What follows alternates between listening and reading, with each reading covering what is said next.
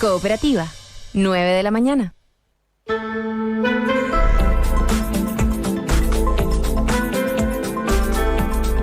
Cargado a la opinión. 4 miradas y un debate con temas y noticias que nos mueven a todos. El primer café con Cecilia Rovaretti.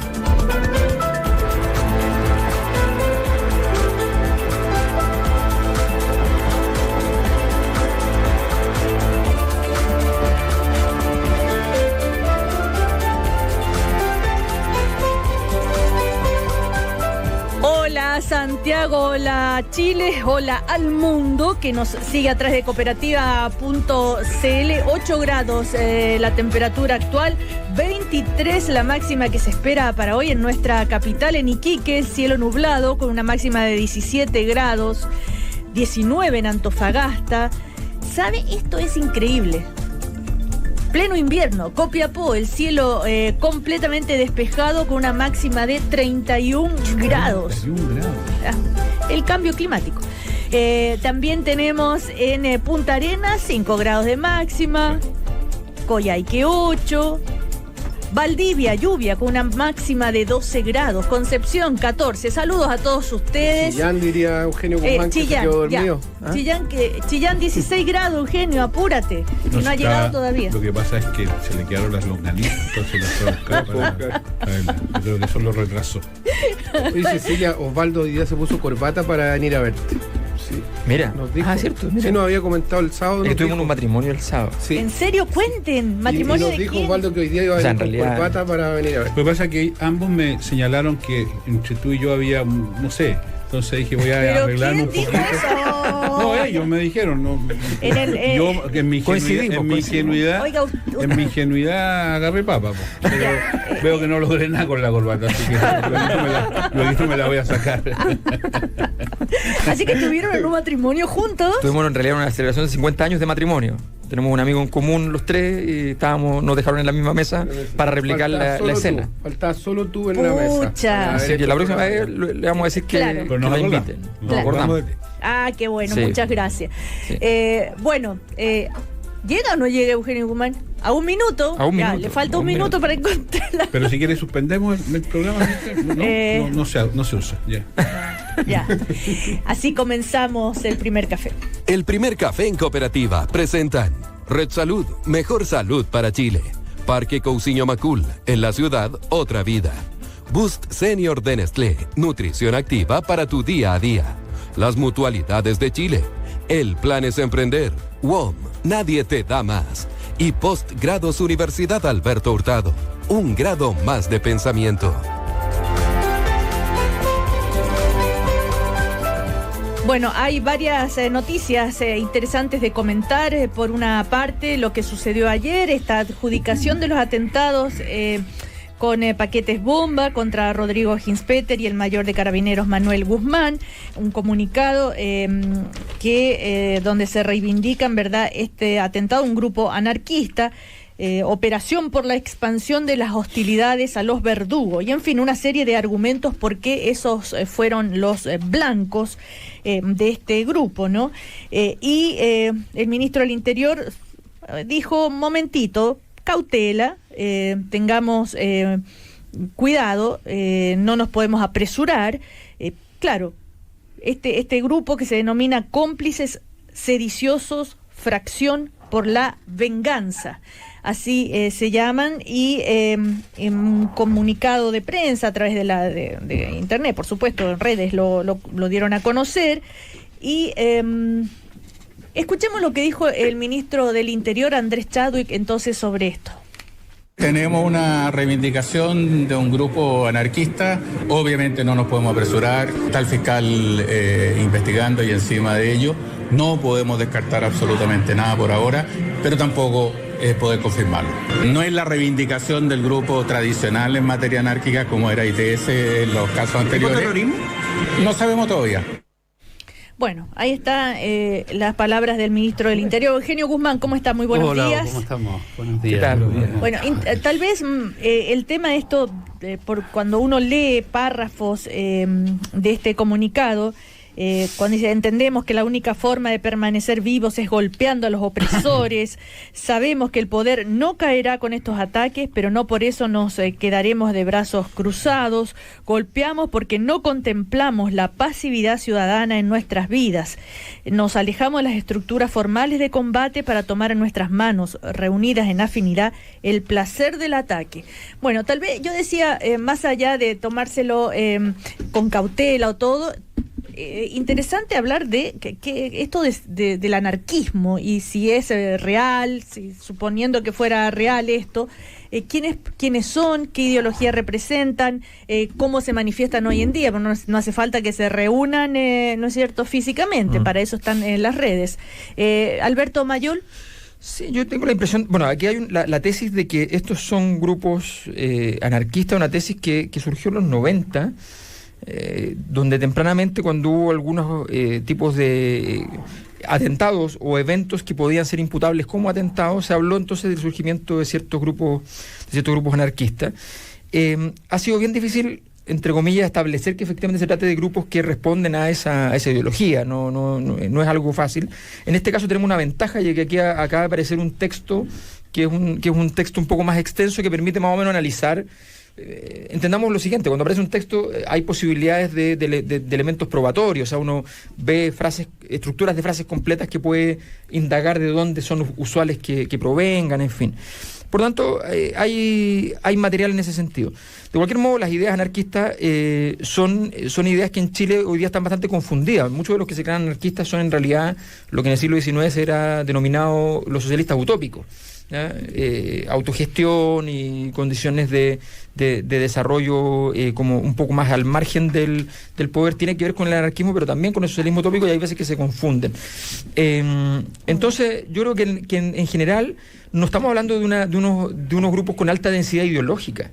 Es bien evidente en todos estos atentados, los que hayan sido efectivamente situaciones de atentados con intereses de vulnerar la seguridad o la sensación de seguridad de las personas o del país o de la institucionalidad, en general son atentados bastante, son mensajes muy discretos desde el punto de vista ideológico. Por lo tanto, yo no veo una oleada de anarquismo, ni mucho menos. Lo que creo es que aquí hay grupos específicos que tienen objetivos específicos, ¿ya? Cuales sean, queda para las unidades de inteligencia, y tenemos un servicio de inteligencia que no ha sido capaz en muchísimos años de establecer cuáles son sospechosos razonables y viables al respecto.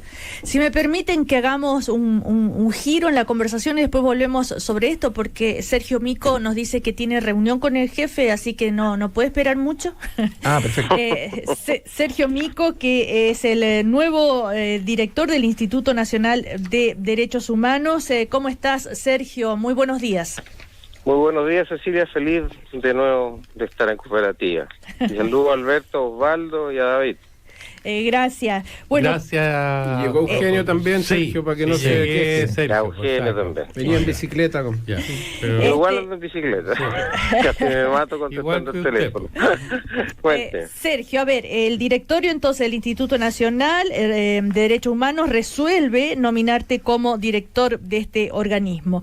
El oficialismo salió a celebrar, lo logramos, dijeron, que Consuelo Contreras salga de ese cargo, y también dentro de la oposición hubo algunos cuestionamientos. A ver si nos puedes contar, para que no se hagan más especulaciones, qué es lo que pasó al interior del Instituto Nacional de Derechos Humanos, ¿por qué este cambio? Mira, lo primero que el Consejo son 11 personas designadas por la sociedad civil, por la Cámara de Diputados, por el Senado. Yo estoy ahí en representación o elegido por los decanos de las universidades de Chile, y es un consejo completamente pluralista, que representa prácticamente todas las culturas. Lo segundo es que Consuelo ayer no se presentó de candidata, es bien importante señalarlo. En tercer lugar, lo que te diría es que Consuelo recibió un apoyo unánime del Consejo y ha recibido amenazas de todo tipo, al igual que Branislav Marel, el anterior director, está con custodia policial en este momento. Entonces, es un proceso electoral difícil, hay ganadores y perdedores, obviamente, pero el Consejo representa a toda la institución y yo soy vocero del Consejo. Ujú.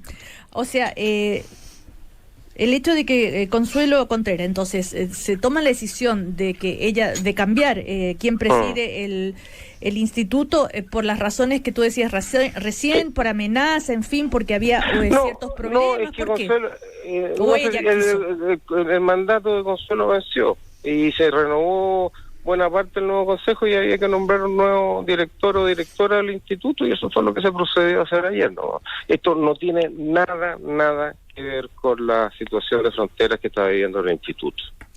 Claro, porque esos eran los cuestionamientos y por algo entonces el oficialismo salió a celebrar.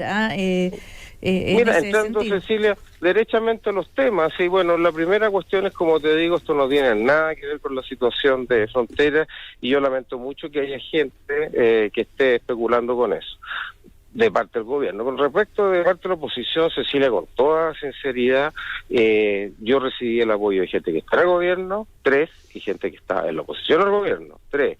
Consuelo Contreras fue elegida por gente de la derecha, del centro y la izquierda. Consuelo, yo la apoyé, 2 personas de derecha la apoyaron, la gente de izquierda cuando ella fue antes. Te digo esto, y lo mismo Branislav, y lo mismo Lorena. Lo que quiero decir, y en esto tiene que ser tajante el Consejo, y el instituto es una institución de todos los chilenos, ya que no representa ni a la derecha, ni a la izquierda, ni al centro, y esa no es su dinámica interna. Claro, la diputada Núñez dice, por ejemplo, valoro la decisión de los consejeros, era insostenible que ella siguiera a cargo del Instituto Nacional de Derechos Humanos, pero dice, incluso, si bien la señora Contreras ya no es directora, sigue como consejera y evaluaremos la continuidad de su remoción. No, bueno, completo totalmente en contra. Te insisto, la salida de Consuelo no tiene nada que ver con la situación del norte. Ella venció su mandato, y ella como consejera es representante del organismo de la sociedad civil y tiene nuestro completo y total apoyo de todo el consejo, que se expresó ayer. Ayer se eligió a mi persona como director, y en el mismo acto ya se le dio un voto de confianza, de apoyo, tanto a ella como a Branislav Marelich. Osvaldo Andrade. Felicitaciones, Sergio, un abrazo. Y gracias, Osvaldo. Mire, yo trato de que en esto siempre hay como la teoría de las conspiraciones, sí, como todo es una operación. Yo entiendo que Contreras terminó su periodo, al igual que el anterior director. Ambos incluso tienen una situación compleja porque han recibido amenazas, en consecuencia hay que preocuparse de ello. En el Consejo hubo una cierta renovación, se votó entre 2 candidatos que no eran ninguno de los ya nombrados, y se eligió a Sergio, y yo celebro que así haya sido. Esta tendencia que tiene la gente de la centroizquierda de inventarse derrota a mí me preocupa, porque yo tengo la mejor opinión de Sergio Meico en este plano, y en consecuencia no veo razón alguna para que la derecha celebre con tanta efusividad. Yo entiendo que Sergio va a representar un consejo donde está expresada una cierta diversidad, él va a expresar, más allá de su opinión personal, lo que el consejo resuelva, y yo confío en aquello. Y lo que sí me interesa es que la Comisión de Derechos Humanos siga cumpliendo el rol que le corresponde. Ahora, lo que sí es verdad que esa tarea le ha molestado a algunos parlamentarios de la derecha que intentan inmiscuirse en una tarea que es de todo el país. Así que yo lo único que digo, que te vaya bien. Tengo mucha confianza en que lo vas a hacer muy bien, pero te conozco bastante, así que pues adelante y un abrazo. Bueno, disculpa, muchísimas gracias, Osvaldo. La gente que votó por mí sabe que a mí me echaron de la universidad peleando por los derechos humanos. Estuve en la cárcel de Talcahuano, de Concepción, en la penitenciaría, con mucho orgullo, ya. Y por otra parte, como tú has señalado, yo en este caso, como director del instituto, yo represento a todos los chilenos y chilenas, y nuestras prioridades, quiero señalarlas también, Cecilia, son primero migrantes. Ya hay una gran tradición en nuestra cultura judeo-cristiana, primero los extranjeros, y ahí están los inmigrantes. Y también lamentablemente hay una parte del pueblo mapuche que se está sintiendo cada vez más excluida de la sociedad. Entonces, esa es nuestra segunda prioridad. La tercera son los niños. Esta sociedad no quiere delincuentes, pero los metemos a los niños en situaciones irregulares, en verdaderas cárceles, y un enorme porcentaje de niños que pasan por el Sename terminan en las cárceles, y hay una tercera prioridad. y la cuarta prioridad son mujeres, particularmente las que sufren discriminaciones múltiples. Así hoy día en Chile ser mujer, pobre, temponera, estar cuidando a su hijo y particularmente si es extranjera, bueno, ahí están los más pobres, y la tarea del instituto es estar ahí. Eso no es grato, obviamente nos van a criticar y muchos, nos vamos a cometer muchos errores, pero ese es nuestro mandato, es un mandato por lo demás legal. Sergio, perdón, y para terminar, escucha lo que decía Osvaldo, sí, andarse primero autoinfligiendo derrotas, acá lo importante es que el instituto no sea conocido por sus disputas internas políticas o problemas de orden administrativo, y ahí también nosotros tenemos que hacernos una autocrítica. Nuestras prioridades son los más pobres de los pobres, personas cuyos derechos humanos se violan. Ahora, me llama la atención cómo puede ser que parlamentarias y parlamentarios no conocieran esto de que Consuelo terminaba su mandato y que se interprete de esta manera, porque, por ejemplo, Andrea Parra, parlamentaria del PPD, dijo, al final la derecha se salió con la suya, movió sus piezas y consiguió remover a Consuelo Contreras. Ella siempre fue una piedra en el zapato para el Ejecutivo en materia de política migratoria, y aquello provocó entonces una operación que claramente involucró al gobierno y otros actores. Entonces no entiendo cómo puede haber tanta desconocimiento. Así yo lo primero que pediría a los parlamentarios que dijeron eso, que es tan sencillo como que se informen. Yo entiendo que acá no hay que se decir puede llevar la por el KGB dolor hace rato personal. que ya no existe. ¿Aló? Comentaba que la sigla KGB hace rato que ya no existen. Entonces esta teoría de las conspiraciones. Ya, O sea, pero- yo creo que lo que le molesta No, es y básicamente ¿sabe que... también- perdón, Sí, Sergio. perdona. No, sigue. Que estabas diciendo, Guzmán Sergio, se que... empezó lo y mismo, también hay una Sergio, cosa, yo siempre les Sergio, ruego que ustedes espérame. llamen, perdona, yo les ruego que ustedes llamen a los consejeros de derecha. Ellos votaron por la Consuelo hace 2 años. No ha habido ninguna así es. declaración de consejeros, por ejemplo, en el caso más complejo que fue el de Cantrillanca, gente que se identifica con el gobierno, y ellos también tenían muchas ganas de apoyar a Consuelo porque la consideran una mujer moderada dentro de los opositores, y a Consuelo además no le corresponde ni ser ni gobierno ni oposición, como tampoco a mí me corresponde eso. Pero no podemos negar, Sergio, que Consuelo fue muy cuestionada por sus acciones con los migrantes. Se le llegó a acusar incluso de haber hecho ingresar... Que decir que está haciendo la pega. Haber hecho ingresar a migrantes como refugiados y que en realidad no lo eran, que se habló de hasta actos ilegales que había hecho ella allá en el norte, o sea, acusaciones duras.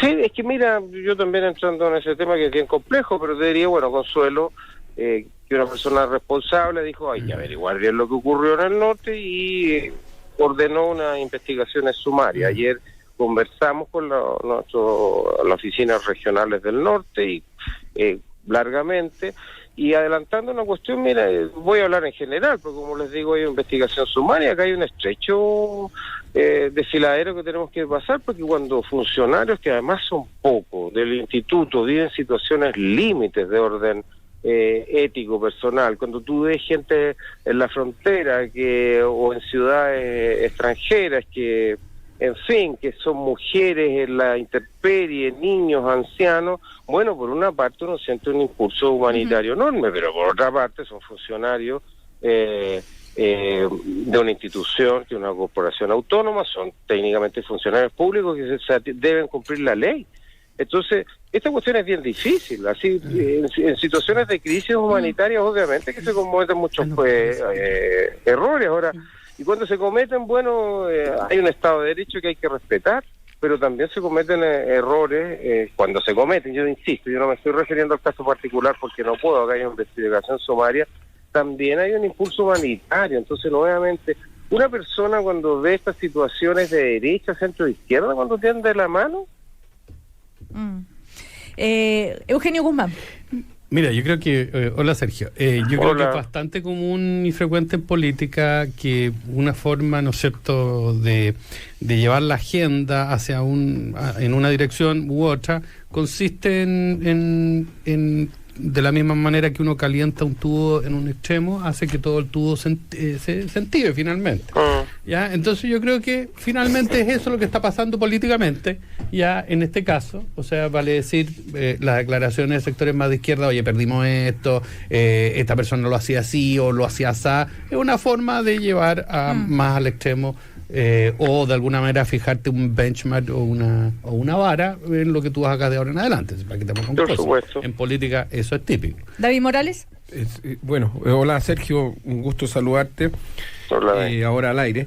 Y bueno, lo que dice Eugenio se puede interpretar también para los parlamentarios de derecha, porque en definitiva lo que dice la diputada Núñez también es como una especie de condicionante, sí. pero bueno, yo me quiero quedar con la aclaración que hace Sergio, pero también quiero decirte, Sergio, que cuando te escucho y cuando además tú planteas cuáles son las prioridades del INDH, la verdad es que precisamente el INDH está bastante más sintonizado que muchos de esos parlamentarios con la realidad del día a día en Chile. O sea, el tema migrante, el tema mapuche y el tema de los niños efectivamente son y mujeres son las prioridades que hay hoy día en el país, y quiero celebrar eso. La verdad es que cuando te escucho no puedo dejar de decirte que siento un genuino orgullo de que seas el nuevo director del INDH, así que mis felicitaciones también.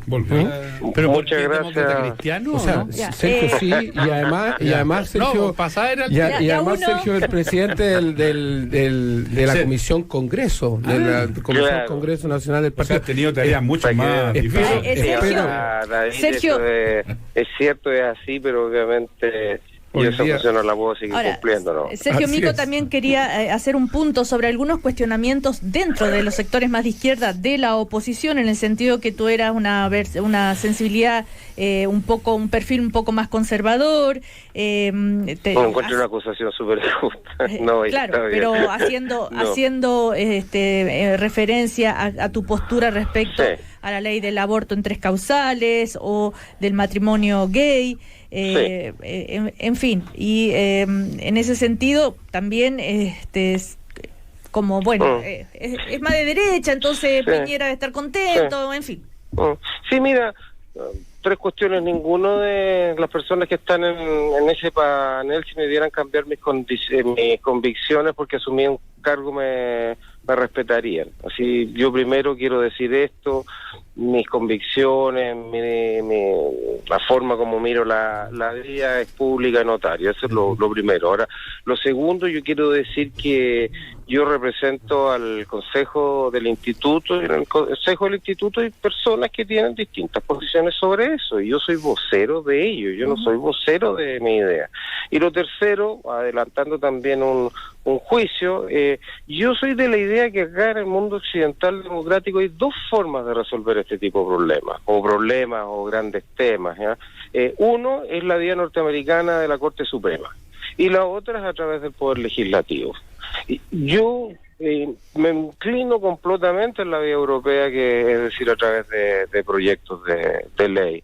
Esto es que sean organismos supra o contramayoritarios, tribunales de justicia. Al final termina esto en a quién nombra a Trump, a quién no nombra a Trump. Yo creo que este tipo de decisiones le corresponde tomar al Poder Legislativo, no a organismos que no representan a los chilenos y chilenas, y el INDH no le corresponde asumir ese tipo de funciones. Quiero ser en eso súper concreto porque lo he dicho también en el Consejo. Así que la gente que dice, bueno, Sergio es una persona que cree que hay que proteger la vida desde la concepción hasta la muerte natural, sí, es cierto. Pero por otro lado, 2 cuestiones más. Yo represento a todo el instituto en estas materias, y en tercer lugar, yo soy de la opinión personal que esto tienen que resolverlo los parlamentarios democráticamente elegidos. Alberto Mayol. Sí, Sergio, ¿cómo estás? Hola, Alberto. Bueno, primero felicitarte, como también hicieron los otros panelistas, y decir lo siguiente, dado que en esto de quién es de izquierda y quién no es de izquierda es muy difícil en la izquierda. Si hoy día hay gente de izquierda que considera que yo soy de izquierda, lo agradezco, pero como alguien de izquierda quiero decir que respeto profundamente tu elección. Te conozco como académico y tengo una impresión fantástica en ese sentido, y también en el sentido ético Creo que a las personas no se les puede evaluar políticamente a partir de una variable. Eso me parece espantoso. Me parece que es algo que hemos vivido en los últimos años en muchos medios de comunicación, donde uno se sentaba y lo primero que te preguntaban era un tema que iba a definir rápidamente si tú eras un animal o un ser humano. Entonces creo que tenemos que evitar ese tipo de cosas y la verdad es que creo que tú has aclarado completamente las dudas, las inquietudes. Y lo que te quería preguntar es una cosa muy simple. Y puedes no decirlo porque entiendo que tu cargo puede suponer complicaciones, pero lo que quiero preguntarte es lo siguiente. ¿Te ha complicado entonces que personas afines al gobierno de la derecha hayan celebrado tu nominación y la hayan teñido, la hayan marcado con una impronta que genera una distorsión en lo que es la gestión futura? Bueno, Eugenio dijo que acá hay parte de un juego político que obviamente a mí no me disgusta, ¿sí? Porque te insisto, como director del instituto, disculpen que sea majadero en eso, nosotros tenemos que representar a todo el país. Este es un país plural y diverso, eso es lo primero. Pero por otro lado, Alberto, ¿sabes? Te voy a decir una cosa, yo, entre más gente de derecha, centro y izquierda apoye la causa de los derechos humanos y ponga el acento en el instituto, y ahora que evalúen que el instituto tiene gente que piensa distinto, etcétera, yo lo encuentro bueno. Sí, porque yo, Sergio Mico, director ejecutivo de la institución del Instituto de Derechos Humanos, debiera sentirme avergonzado porque hay personas de derecha, centro e izquierda. Por el contrario, yo creo que una de las tareas es que la causa de los derechos humanos, particularmente los más marginados, sea una causa nacional. Chile se ha definido, bueno, tú y yo trabajamos en la academia, esto es una república democrática, artículo 4, y el artículo 5 es que se basa en la protección de los derechos humanos. Y por lo tanto, entre más chilenos y chilenas apoyen los derechos humanos, y en este caso valoren el instituto, fantástico. Así es. Particularmente gente de derecha que le costó tanto llegar a esto. Bueno, pero no podemos negar que Consuelo Contreras, en reiterada ocasiones, fue cuestionada, acusada de defender a los terroristas, allá por los temas en el sur, el conflicto mapuche, el caso Castrillán. No es una pega suave, esto no es. Así que yo creo que Consuelo lo hizo muy bien. Yo quiero insistir en el punto, nunca hubo una censura por parte del Consejo en esta acción. Obviamente había cosas que gustaban menos de la gestión de Consuelo.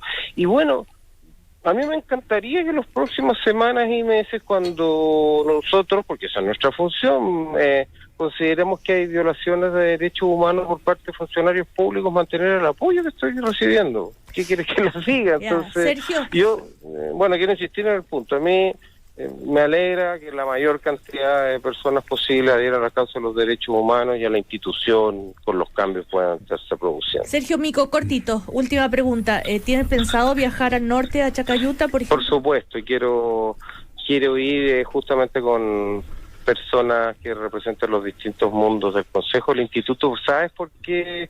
Porque obviamente hay cuestiones de hecho que hay que aclarar, y por otro lado hay cuestiones jurídicas que aclarar, ¿ya? Y no son fáciles de aclarar ninguna de las dos. Ok.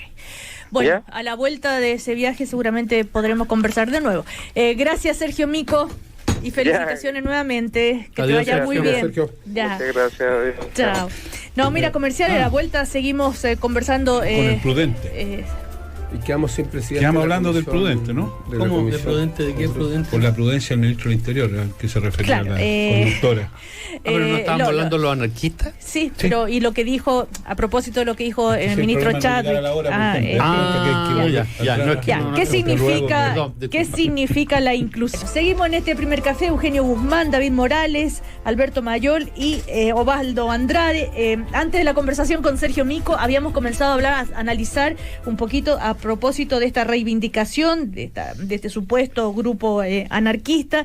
El ministro Chadwick ya dijo que hay que ser prudente.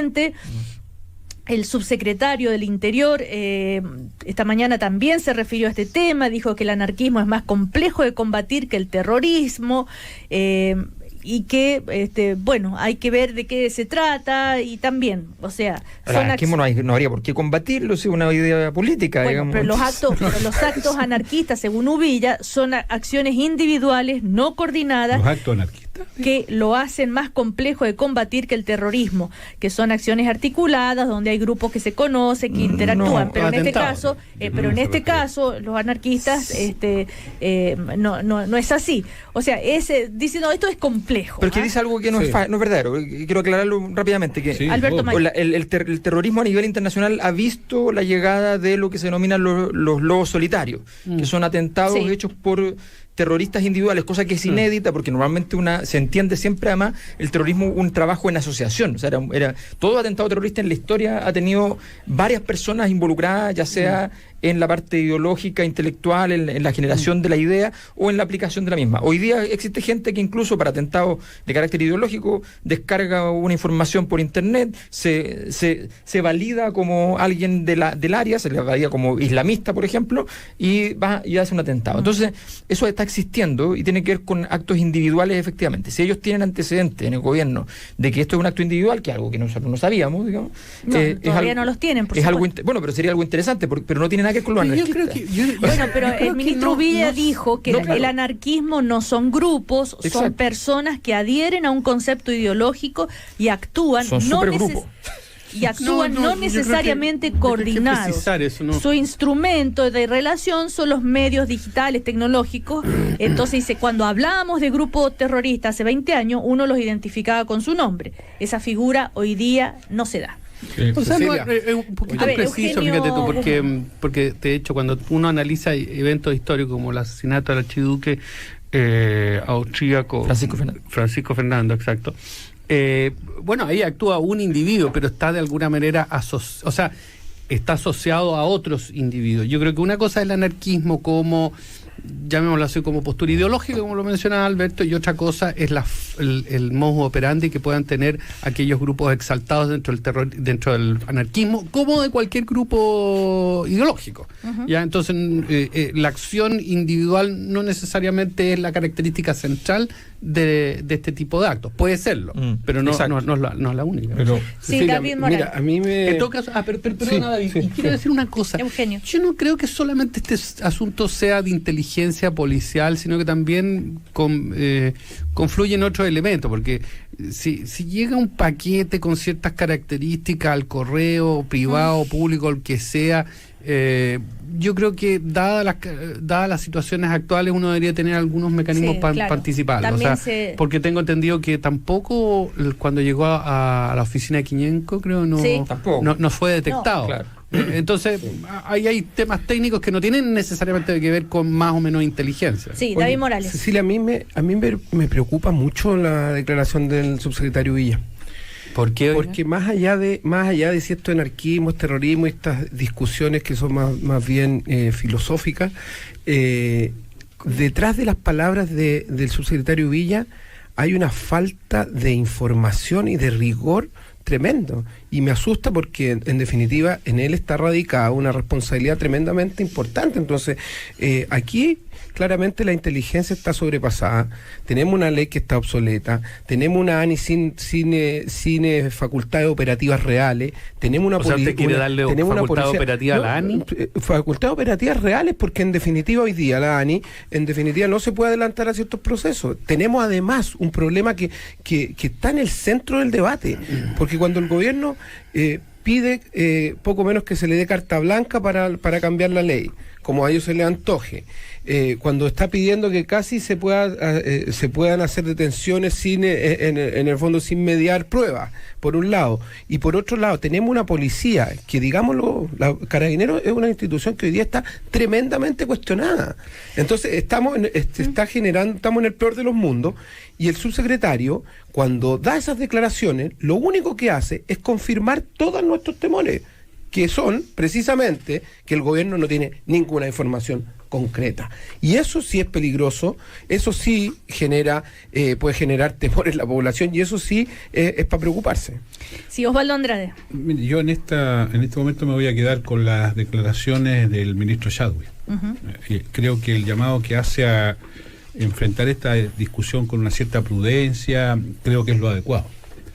Y creo que en ese sentido hay un cierto matiz respecto a la primera improvisación del presidente de la República, primero cuando juntó narcotráfico, delincuencia y terrorismo y etcétera. Y además emplazó al Senado a que sacara lo antes posible el proyecto de ley corta.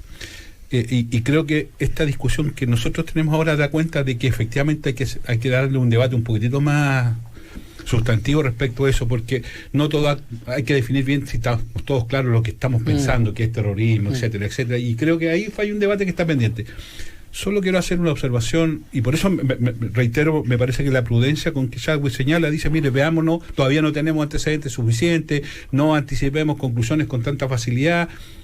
Me parece razonable, me parece que es el modo. ¿Sabe por qué además? Porque este es un gobierno que siempre le echa la culpa a alguien de las cosas que pasan y que no asume su propia responsabilidad. Yo llegué un poquitito más temprano hoy día y tuve la posibilidad de sentarme un ratito y empecé a notar algunas cosas. Fíjese usted que en el tema de la seguridad ciudadana la culpa es de algunos jueces.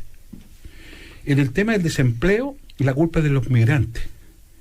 En el tema de las bombas la culpa es del Senado, que no saca luego, en circunstancia que, discúlpeme, lo que está esperando el Senado para votar ese proyecto son indicaciones que comprometió el Ejecutivo. En el tema de educación la culpa es de los profesores. En el tema de las iniciativas legislativas la culpa es del Congreso de oposición obstruccionista. Los problemas en general son todos del gobierno anterior.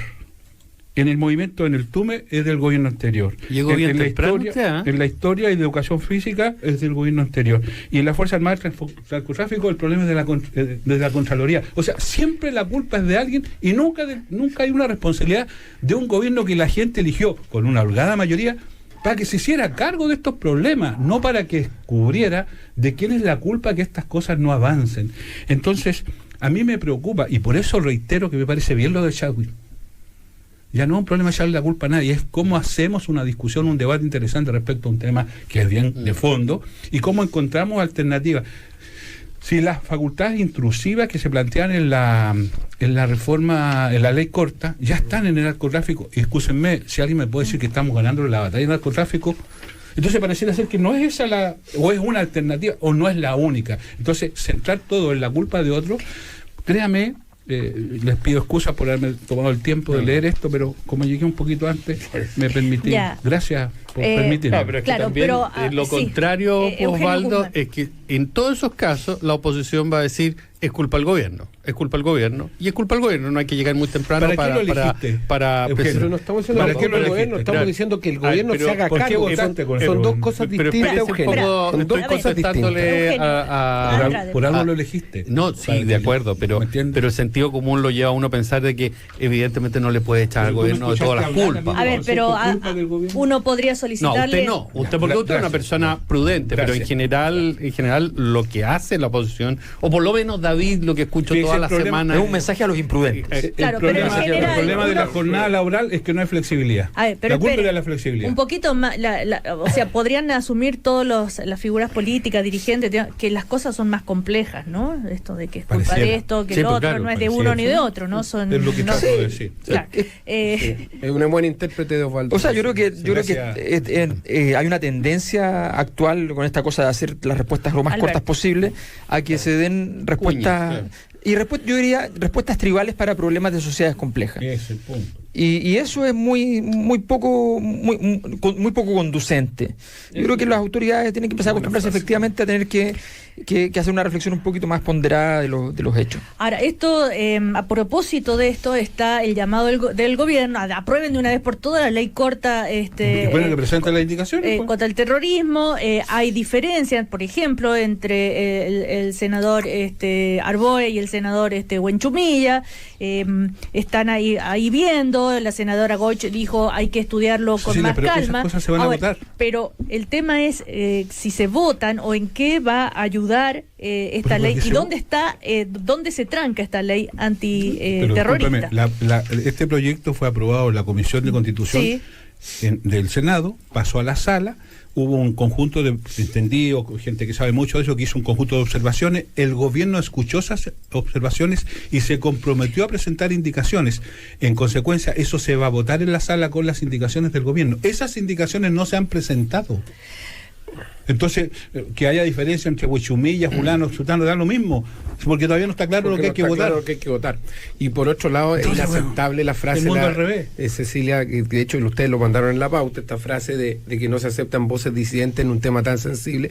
Eso también es negarse a una discusión que tiene que ser a propósito de lo que decía Alberto. O sea, creo que es una tremenda frase, en el fondo, la respuesta a problemas, una tremenda frase, porque da cuenta de un gobierno, aunque se moleste Eugenio, que no se está haciendo cargo de las cosas porque aparentemente no le da el ancho. Por eso yo partí diciendo que las declaraciones del subsecretario Villa me dejan muy preocupado, porque dan cuenta de alguien que o no tiene la información o no sabe de lo que está hablando, que está mezclando cosas, y si a eso sumamos la declaración del día de ayer de la vocera respecto a que no se aceptan voces disidentes, entonces estamos en un gobierno que no sabe lo que está haciendo, pero tampoco acepta que los demás puedan opinar. O sea, estamos con el mundo patas para arriba. Bueno, ahora, lo que tú haces, David, es que creen en la competencia. Lo que tú haces, David, no es más que confirmar lo que precisamente apuntaba en dirección contraria Osvaldo, en el sentido que para ti siempre la culpa es del gobierno, del personero del gobierno,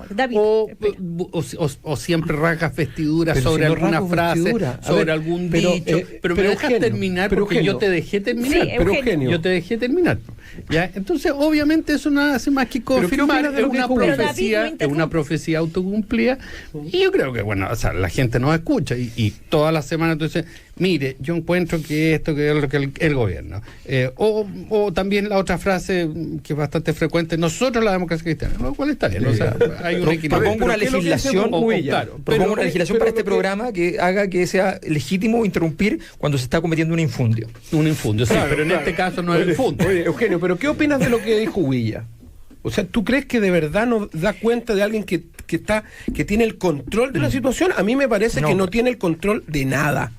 Y eso es lo que me preocupa. Que el subsecretario del Interior no tenga el control de esta situación, me preocupa. Pero es que me preocupa, de verdad me preocupa, porque es él el que encabeza el comité policial toda la semana, es él el que es el jefe directo de la ANI. O sea, me preocupa que el subsecretario del Interior no dé cuenta de lo que está ocurriendo en el país. Yo le pido como ciudadano respuestas. Pero el subsecretario también y las autoridades han hablado de la necesidad de una nueva ley de inteligencia, por ejemplo. Sí, pero por ejemplo, ahí yo tengo mis dudas. O sea, cuando tú, David, llega y dice, y ya te voy a contestar lo otro, cuando tú dices hay que darle, no sé si fue la expresión, tú me corriges, más facultades a la ANI. Facultades operativas a la ANI. Pero si el problema... yo creo que lo peor que puede ser, están Carabineros, la PDI, esas instituciones para investigar aquellos casos delictuales.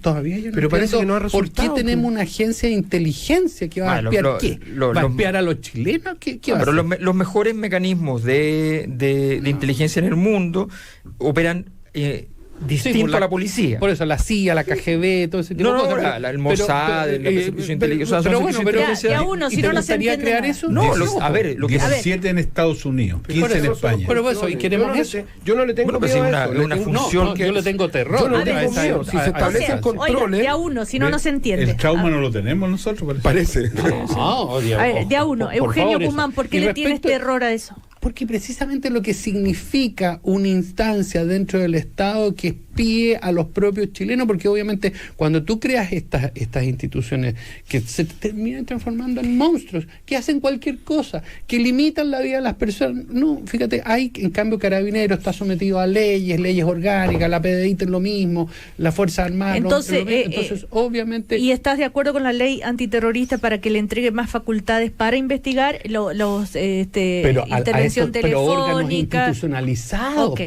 Ahora, y que obviamente probablemente van a intervenir el Poder Judicial, o sea, hay una serie de resguardos, pero estas agencias normalmente no tienen resguardos. Pero eso tiene que ver con el hecho de que estas agencias hoy día en Chile en realidad no son nada institucionalmente. Mejoremoslas. Si tú las construyes institucionalmente y estableces una revisión permanente desde una comisión del Congreso que tenga un compromiso de secreto, lo establece una relación con el Poder Judicial. Sabemos que estas cosas como empiezan y sabemos cómo no terminan. Me parece que el enfoque de Eugenio es bien interesante. Osvaldo Andrade. Porque si hay algo que debe caracterizar a un Estado democrático es que parte de la defensa de los derechos de las personas.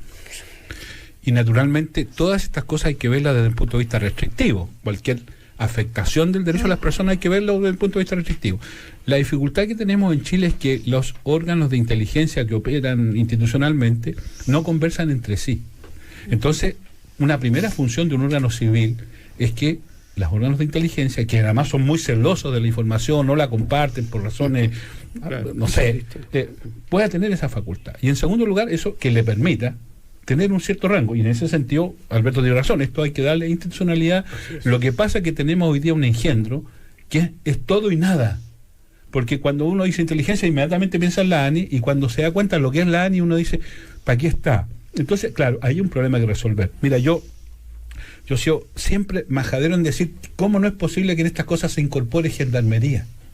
Si hay alguien que tiene información respecto a este tipo de cosas en general, son gendarmería. ¿En la ley de inteligencia?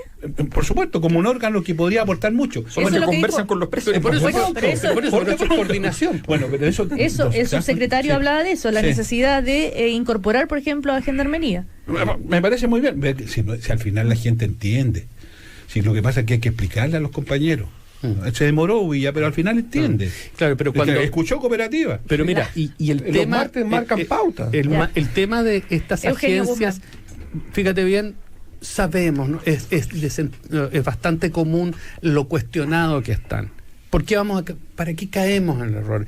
Todas estas agencias fueron creadas en la Guerra Fría o previa, como la checa, y antes de la checa las policías soviéticas, rusas, etcétera, etcétera, como mecanismos represores. ¿Ya? Y eso todos lo sabemos. Sí, claro. Entonces, no caigamos en el error. Después se fueron transformando, siguieron otros intereses.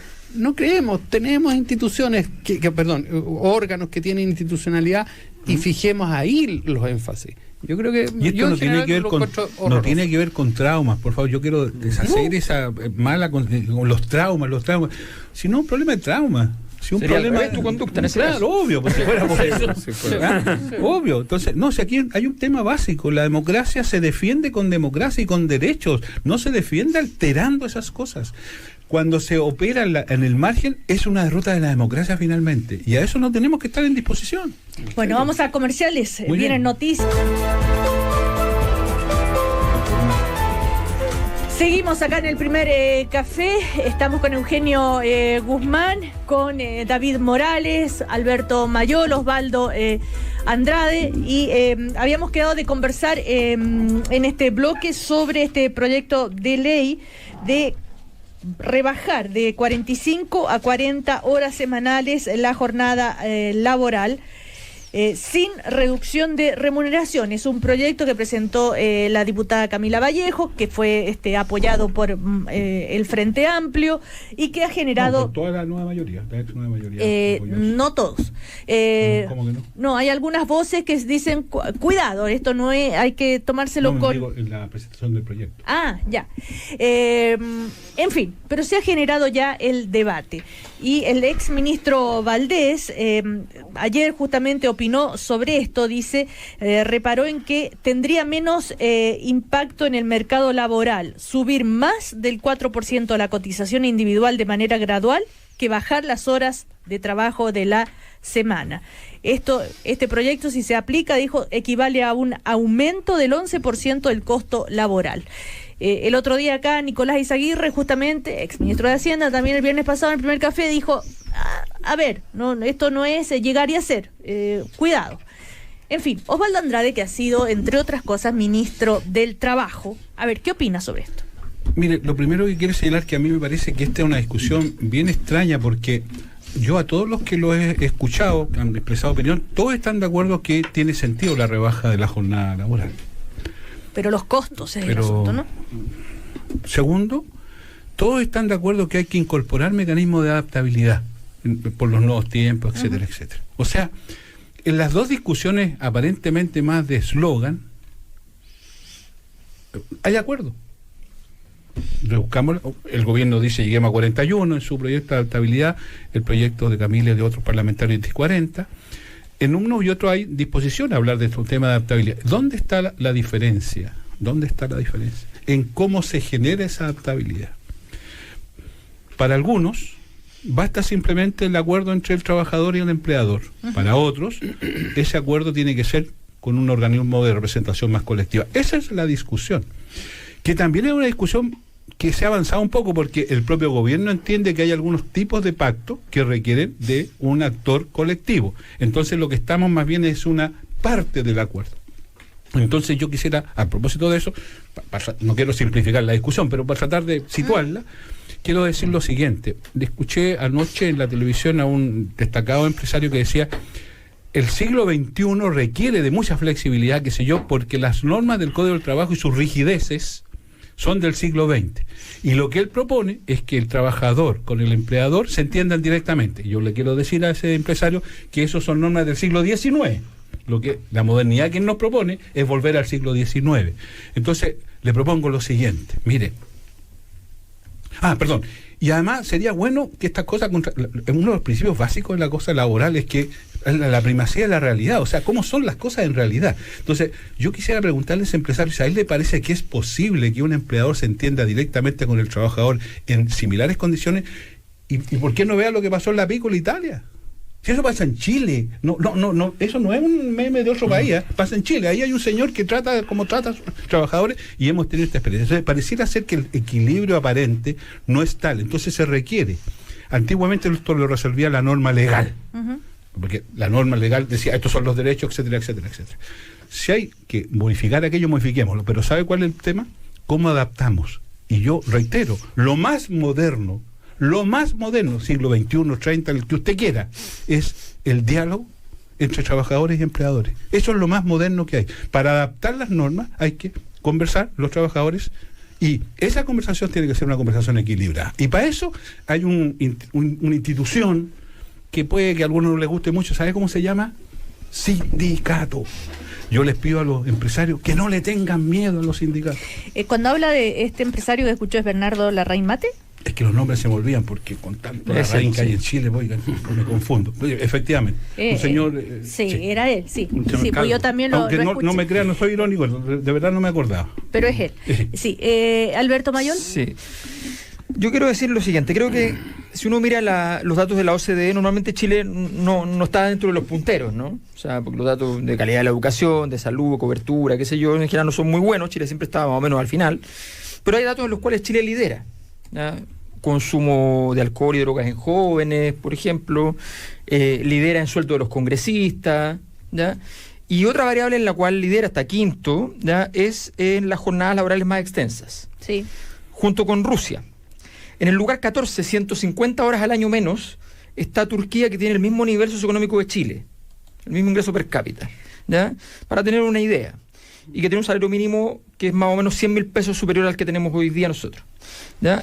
Y obviamente estamos muy lejos de otros países que están en posiciones más avanzadas dentro de la OCDE. O sea, estamos entre los países que tenemos la jornada laboral más extensa de la OCDE, en circunstancias de que efectivamente, y una economía moderna, como Chile pretende tener, evoluciona normalmente hacia tener jornadas más eficientes y que son más cortas. ¿Cómo se logra la eficiencia? Efectivamente no se logra mágicamente. Ahora, una de las cosas que los países tienen a favor para esto son lo que decía Osvaldo, los sindicatos. Cuando tú tienes sindicatos fuertes, tú negocias procesos, mejoras los procesos con los sindicatos y te pones de acuerdo con un interlocutor válido que tomará una determinación en conjunto. Y esto muchas veces incluso se ha votado. La última votación que hubo en Francia para bajar la cantidad de horas de trabajo fue rechazada por la ciudadanía. La gente votó en contra de bajar más la jornada laboral. O sea, una ciudadanía que empieza a tener una cierta comprensión del fenómeno es capaz incluso de decir una cosa como esa. Por lo tanto, maduremos y veamos el asunto con una cierta capacidad. Pero esto de rebajar, insisto, a ver si son 4 horas, no son, rebajar. Pero si eso usted lo puede resolver de una forma como lo hemos hecho en Chile muchas veces. Hagámoslo con gradualidad. Por favor, sí, ¿cuántas veces hemos hecho? Discúlpeme, las cosas que han dado resultado en Chile son aquellas cosas que se hacen gradualmente. Mire, la vez pasada con la reforma previsional de Bachelet, la primera, el pilar solidario, se discutió respecto al seguro de sobrevivencia e invalidez y el impacto en las medianas y grandes, en las pequeñas y medianas y grandes empresas. ¿Cómo se resolvió el problema? Se aplicó gradualmente. Entonces, no hay que inventar mucho en esto. Si el punto está, como decía Alberto, es que lo moderno es que se dialogue. Y para que haya diálogo no puede haber imposición. Yo no se me ocurre a los trabajadores de la Piccola Italia estableciendo un diálogo con ese tontón macute que puso la empresa. Perdóneme, si eso está pasando en Chile. Bueno, pero a ver, quiero entender, Osvaldo Andrade. Se lo explico de nuevo si gusta. Sí, o lo por que favor. quiera. Lo que necesite. El tema es, ¿el sindicato acaso va a negociar pasar de 45 horas semanales a 40? Pero escúchame, Pregunto yo. Si hay una ley vigente que permite el pacto... Este proyecto de ley. Hay una ley vigente que permite el pacto de estabilidad entre la empresa y el sindicato, y que permite trabajar a distancia, trabajar desde el domicilio. ¿Y entonces para qué este proyecto de ley? Pero pregúntele a los autores. Pero si usted lo de las 40 horas. Sí. No, porque ese proyecto no permite la rebaja. Cecilia, ¿te fijas? Se puede negociar la jornada. Incluso se puede negociar trabajar desde la casa. Pero entonces la pregunta es bien relevante. O sea, más allá de decir, más allá de decir, mire, la jornada es tanto ahora, es permitir el acuerdo sindicato-empresa en los procesos de flexibilización. Ya, perfecto, okay, pero eso es muy distinto en un país que tiene bajos niveles de productividad, que no porque vayas a cambiar el número de horas va a mejorar la productividad. No, por eso estoy proponiendo una solución. Perfecto, Cecilia. Perfecto, claro, pero es que en esos términos es muy distinto que decir un guarismo 40 horas. ¿Por qué no 38? ¿Por qué no 30? El gobierno dice 41, el proyecto dice 40. Lo que yo digo es, puede ser 40, 41, 38, no es el punto es cómo se define. Ya, por eso mismo. Entonces, en el fondo, cuando uno establece, y ahí Osvaldo tiene un punto. Yo no estoy tan claro de eso, pero tomando el punto de Osvaldo, cuando tú estableces un algoritmo, un mecanismo, una fórmula para llegar a ese guarismo, que sean 40, 38 las horas que sean, es muy distinto, porque entonces ahí le estás dando una salida, y en ese sentido tiene un punto muy de fondo. Es que estoy dedicado a eso, a buscar salida. Ya, no, también. Ahí está la puerta, Osvaldo. Oye, pero qué feo. No, mira, Cecilia, oye, yo comparto lo que está planteando Osvaldo, pero ¿sabes qué? Yo quiero ir al tema de fondo que es, porque no estamos hablando del fondo, porque mira, no estoy hablando, no estoy diciendo porque Osvaldo da una salida desde el punto de vista técnico que me parece la adecuada, pero aquí la discusión, y yo creo que los auditores en el fondo también están esperando eso, aquí hay un objetivo. Entonces, primero, si hay voluntad política o no hay voluntad política de modificar esto, porque el pasar de 45 a 40 horas no tiene que ver con en el fondo del punto de vista técnico, sino que tiene que ver con una cuestión que es mucho más profunda. ¿Por qué queremos rebajar la jornada laboral?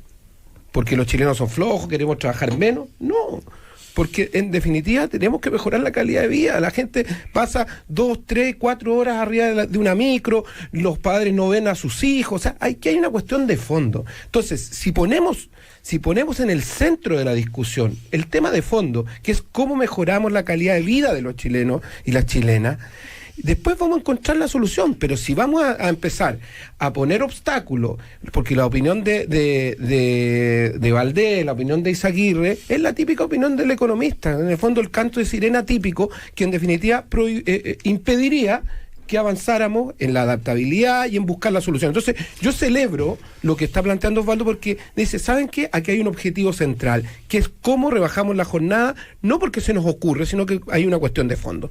Y a partir de eso, si tenemos voluntad política de avanzar, veamos cuál es la mejor fórmula para afectar lo menos posible la economía, para en definitiva fortalecer los sindicatos, el empleo, pero eso es lo que está de fondo. No perdamos de vista cuál es el fondo del debate. Y ahí podemos tener distintas opiniones, pero si hay voluntad política de avanzar en una cuestión tan trascendental como esa, porque cuando uno ve efectivamente las imágenes de la Piccola Italia, dice, oye, estamos retrocediendo. Pero 30, eso es maltrato laboral. Sí, pero estamos retrocediendo 30, 40 años. Y eso son las cosas que se ven, pero en definitiva, la desigualdad entre el empleador y el trabajador está muy patente hoy día en Chile, y eso es un buen ejemplo, pero no perdamos de vista lo de fondo. Yo no voy a ser tan intrépido o temerario como para decir que las opiniones de Valdés o Izaguirre son típicas de los economistas y reflejan los cantos de sirena. Lo segundo es que yo creo que aquí hay un tremenda confusión. Lo que dice David, lo único que está haciendo es confundir planos. O sea, lo que ocurre en la Piccola Italia, y para estos efectos es un buen ejemplo, no tiene que ver con las 40 horas, las 38, las 27, no, son dos cosas distintas, porque eso van a ocurrir con 40 horas, con 50 horas o lo que sea. Claro. Tercero, Pero no creo que demuestra la sea, desigualdad entre empleador y trabajador. no creo, Eso es. pero me deja hablar, por favor. Ya, Que no segundo, confunda a los auditores. precisamente lo contradictorio, también lo confuso, es que parta diciendo que él iba a ir a un tema más profundo, pero al final lo de Osvaldo es lo profundo. Nuevamente hay confusión ahí, porque Osvaldo conceptuales muy de técnicamente fondo. nos plantea una solución. Ya, Deje uno. hablar, pero si no se Ya. enoje, no se pique. Eugenio. Ya, entonces, por lo tanto, yo haría ese otro alcance.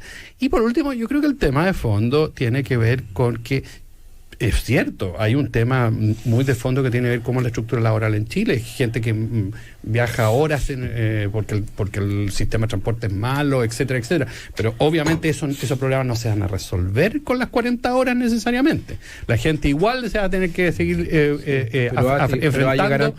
enfrentando esas 4 horas. Sí, pero no se van a acabar esas 4 horas. Eso es lo que te digo. Por eso Pero va a llegar ante usted la casa, es muy eso. confuso, profesor. Pero Eugenio, las 4 horas no se van a desvanecer. Pero tú sabes cuál es la me deja terminar, pero tú, si yo no le interrumpo, David, porque espera. Cecilia, no sea ¿sabes tan, lo que pasa? David, que no espera. sea tan dominante. No es dominante, es Pero súper tan importante. ¿Tú hegemónico, sabes por cuál es la favor? diferencia para una David, mamá pero- llegar a las 7 de la tarde o llegar a las 9 de la es la noche a crisis de la la casa? transición.